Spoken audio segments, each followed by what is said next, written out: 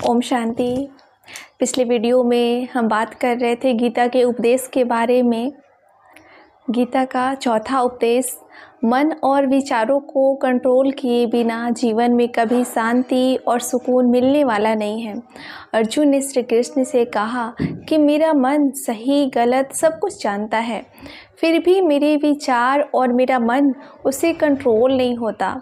मैं जो करना चाहता हूँ वो कर नहीं पाता हूँ, और जो नहीं करना चाहता हूँ वो मेरा मन उसे ज़बरदस्ती करवाता है। इसीलिए मैं बेचैन हो गया हूँ, मुझे शांति प्राप्त नहीं हो रही है।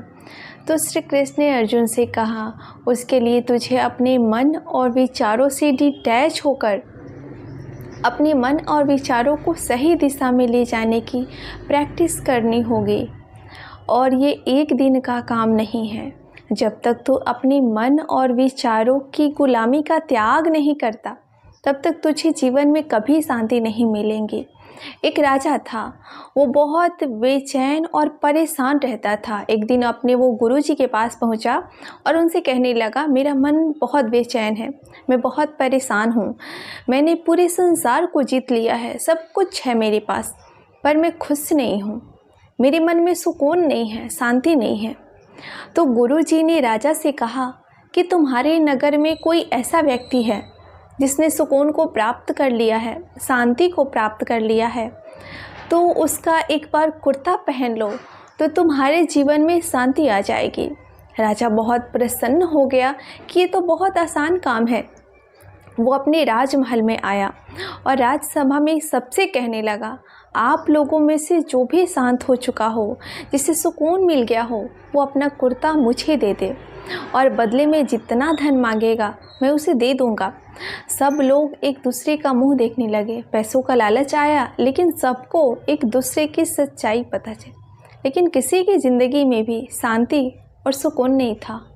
सब अपना सर झुकाकर वहाँ पर खड़े हो गए।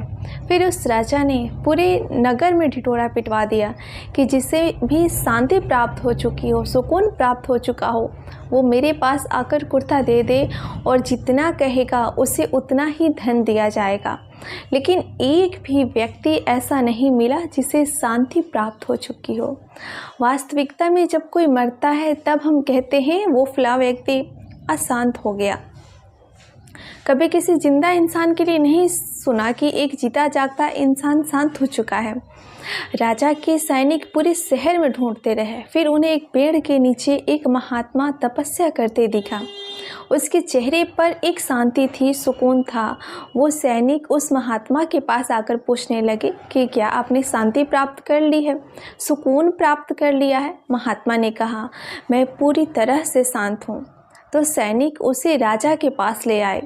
राजा ने उस महात्मा से प्रश्न किया कि क्या आपने शांति और सुकून प्राप्त हो चुके हैं?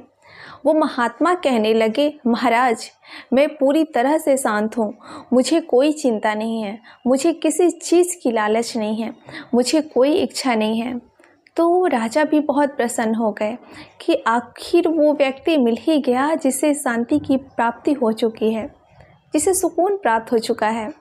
तो राजा उस महात्मा से कहने लगे कि हे महात्मा, आप कृपया करके अपना कुर्ता मुझे दे दीजिए, बदले में आप जो मांगेंगे मैं आपको दे दूंगा। वो महात्मा कहने लगे कि महाराज, सुकून और शांति तो मुझे मिल चुके हैं, लेकिन क्या करूं, मेरे पास कुर्ता ही नहीं है पहनने के लिए जो मैं आपको दे सकूं। जब राजा ने महात्मा की वो बात सुनी, इस महात्मा के पास कुर्ता भी नहीं है पहनने के लिए, इसके बाद भी ये महात्मा इतना शांत है, इसके जीवन में सुकून है। मैं सारी ज़िंदगी में धन को जोड़ने में लगा रहा, दुनिया जीतने में लगा रहा, लेकिन मुझे शांति नहीं मिली, सुकून नहीं मिला, क्योंकि शांति और सुकून बाहर की चीज़ नहीं है, अपने भीतर की चीज़ है। इसीलिए जब तक कोई भी व्यक्ति अपने मन और विचारों को कंट्रोल नहीं करता, तब तक उसके जीवन में सुकून और शांति नहीं आ सकती। और गीता का उपदेश हमें यही सिखाता है कि जीवन में शांति चाहिए तो मन को शांत करना सीखो। पांचवा उपदेश ये है कि वासना, क्रोध और लालच सर्वनाश का कारण है, नरक का द्वार है। जिस भी मनुष्य में ये 3 अवगुण होते हैं वो हमेशा दूसरों को दुख पहुंचाकर अपने ही सुख और स्वार्थ की पूर्ति करते रहता है। किसी भी चीज़ की हद से ज़्यादा वासना करना और क्रोधी स्वभाव होना और मन में लालच होना अपने जीवन को, सुख को समाप्त कर देते हैं, उसके सारे रिश्तों में जहर भर देते हैं।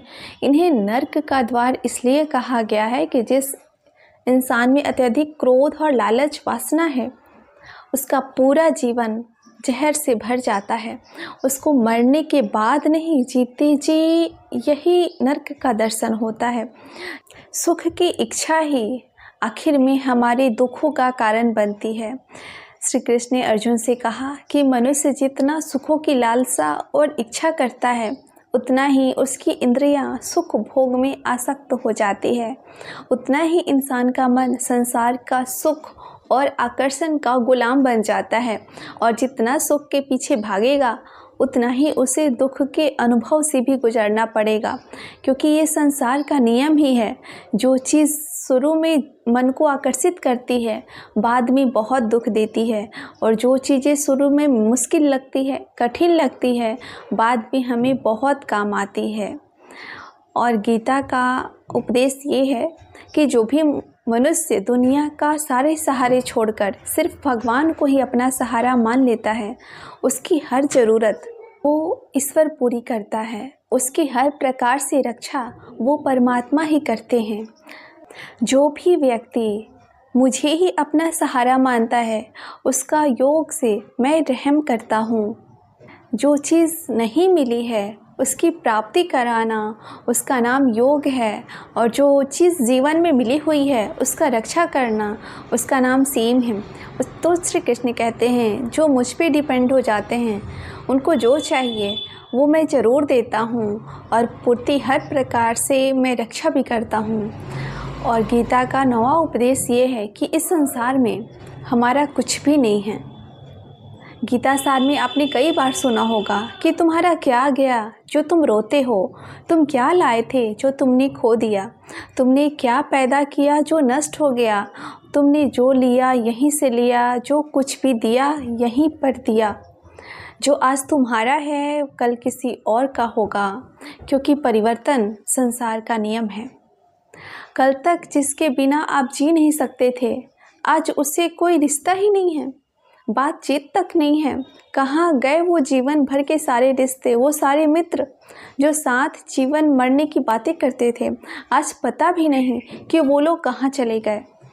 ये संसार परिवर्तनशील है, सब लोग यहाँ बदल जाते हैं, हर रिश्ता बदल जाता है, और तो और ये हमारा शरीर भी हर दिन बदल रहा है। बचपन से जवानी, जवानी से बुढ़ापा, और एक दिन ये शरीर हमारा साथ छोड़ देता है। तो किसके लिए रोना और किसकी चिंता करना। हम सारी ज़िंदगी चीज़ों को, रिश्तों को, ज़िंदगी को बनाने में, सजाने में, संवारने में लगे रहते हैं, लेकिन एक दिन सब कुछ बिखर जाता है। सारी ज़िंदगी जिस संपत्ति, जिन रिश्तों के लिए हम लड़ते रहते हैं, एक दिन सब कुछ छोड़ करके हमें इस दुनिया से जाना पड़ता है। गीता का 10वां उपदेश हमें ये सिखाता है कि किसी से भी हद से ज़्यादा मोह कभी मत करना। श्री कृष्ण ने गीता का पूरा ज्ञान ही अर्जुन के मोह को नष्ट करने के लिए कहा है। ये मोह ही है जो इंसान को सबसे ज़्यादा रुलाता है। मोह इतना बलवान है कि शेर जैसे इंसान को भी गिदड़ बना देता है। जो अर्जुन युद्ध में देवताओं से भी जीत गया और अपने रिश्तेदारों को युद्ध में देखकर उसका हाथ कांपने लगा, वो बोला, हे केशव, मेरे हाथ में धनुष पकड़ने की ताकत भी नहीं बची है, मेरे हाथ कांप रहे हैं, मैं युद्ध नहीं कर पाऊंगा। ये मोह इतना पेनफुल होता है जिसकी पीड़ा ना सह पाने के कारण कई लोग अपनी ज़िंदगी ख़त्म कर देते हैं, आत्महत्या तक कर लेते हैं कि उस व्यक्ति के बिना हम जी नहीं पाएंगे। जीवन में किसी से भी हद से ज़्यादा मोह करोगे तो जीवन भर पीड़ा का ही सामना करना पड़ेगा। जो व्यक्ति अपने मोह से बाहर नहीं आता उसका सब कुछ उसे छिन जाता है। उसकी सारी खुशी ख़त्म हो जाती है। इसीलिए कहा जाता है गीता का ज्ञान बार बार यही सिखाता है कि अपने मन के मोह को त्याग करके आप बलवान बनो, बुद्धिवान बनो, सत्य के दर्शन करो कि वास्तविकता क्या है। क्योंकि हमारा मोह हमें हमेशा झूठ ही दिखाता है, झूठ पे ही विश्वास दिलाता है और दिल में झूठी उम्मीदें जगाता है, और ये ही हमारे दुखों का सबसे बड़ा कारण है। हम ही मोह कर लेते हैं, हम ही लोगों से उम्मीदें लगा बैठते हैं, और वास्तविकता बिल्कुल अलग होती है। लोग वैसे नहीं होते हैं जैसे हम मान लेते हैं, जैसा हम समझ लेते हैं, लेकिन मोह के कारण हमें सच्चाई नहीं देख पाते, लोगों का असली चेहरा नहीं देख पाता। इसलिए गीता का उपदेश हमें ये सिखाता है कि जीवन में अगर आनंद और प्रसन्नता से रहना है तो किसी से में भी हद से ज़्यादा मोह कभी मत करना। गीता का 11वां उपदेश ये है कि इस दुनिया में अगर आए हो तो दुख तो मिलेगा ही मिलेगा, दुख से कभी घबराना मत, दुख से कभी डरना मत। श्री कृष्ण ने गीता में कहा है कि ये संसार दुखालयम अशाश्वतम है, अर्थात ये संसार दुखों का घर है, जिसे औषधालय में औषधि मिलती है, पुस्तकालय में पुस्तकें मिलती है, चिकित्सालय में चिकित्सा होती है, जिसमें संसार को श्री कृष्ण ने भी एक नाम दिया है, दुखालय, जहाँ पर दुख मिलता हो। दुख तो यहाँ हर किसी के जीवन में आता ही है, लेकिन अगर दुख आया है तो सुख भी आएगा। इसलिए दुख से कभी डरना नहीं चाहिए, क्योंकि ये संसार दुखालय भी है और अशाश्वत भी है। अशाश्वत का मतलब ही यही होता है कि यहाँ परमानेंट कुछ भी नहीं है, यहाँ सब कुछ बदल जाता है। दुख सुख में बदल जाता है और सुख दुख में बदल जाता है। सम्मान अपमान में और अपमान सम्मान में बदल जाता है। खुशी दर्द में और दर्द खुशी में कभी भी बदल जाती है। जीत हार में और हार जीत में यहाँ कभी भी कुछ भी बदल सकता है। यहाँ कुछ भी परमानेंट नहीं रहेगा, आपका दुख भी परमानेंट नहीं रहेगा। इसलिए दुख से कभी भी डरना नहीं चाहिए। गीता का ये उपदेश हजारों साल पुराना है, लेकिन आज भी नए से नया है। पूरे विश्व में गीता को सबसे ज़्यादा पढ़ा गया है और सबसे कम समझा गया है। श्रीमद् भगवद गीता के ये उपदेश अगर कोई व्यक्ति ठीक से समझ ले, अपनी ज़िंदगी में उतार ले, तो अपनी ज़िंदगी में जो चाहे वो हासिल कर सकता है। अपनी जीवन की हर समस्या से वो एक पल में बाहर आ सकता है। श्रीमद् भगवद गीता के इस विधि उपदेश को हमें बार बार सुनना चाहिए और रोज़ सुनना चाहिए। जब भी जीवन में कोई चिंता या परेशानी आए तो एक बार इस उपदेश को ज़रूर सुन लेना और मन में ये विश्वास रखना कि गीता का ये उपदेश आपके ज़िंदगी के हर परेशानी में आपको राह अवश्य दिखाएगा।